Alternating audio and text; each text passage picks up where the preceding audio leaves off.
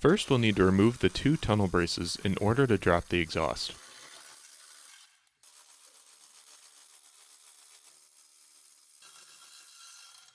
Slide the 2 exhaust hangers off of the center section of the exhaust. Support the exhaust. Disconnect the vacuum lines from the exhaust valve actuators.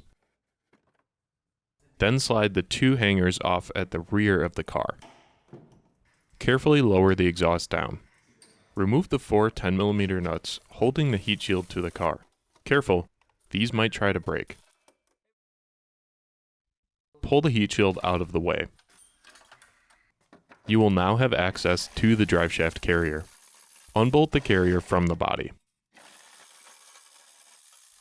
Make 2 cuts, 1 on each side.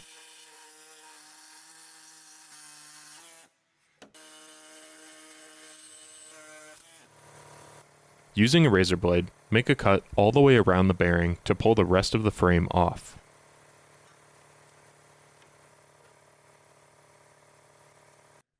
Then cut the remaining center rubber rib off of the bearing, all the way around. Leave the base layer of rubber intact. Your bearing should look like this when you're done. Now, install the new carrier. Take the top half with the bushing in it and slide it over top of the bearing with the text facing the front of the vehicle. Then bring the bottom half up to meet it and connect the 2 together using the provided Allen bolts.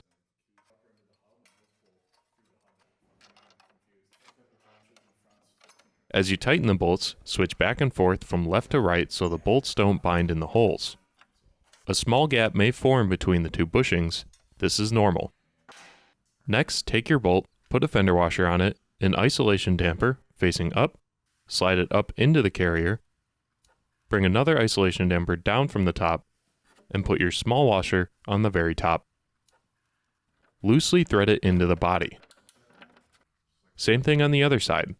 Bolt, fender washer, isolation damper, up through the carrier, another isolation damper down from the top, and a small washer on the very top. Tighten both bolts and torque them each to 19 Newton meters. Then reinstall everything and enjoy your new JXB driveshaft carrier.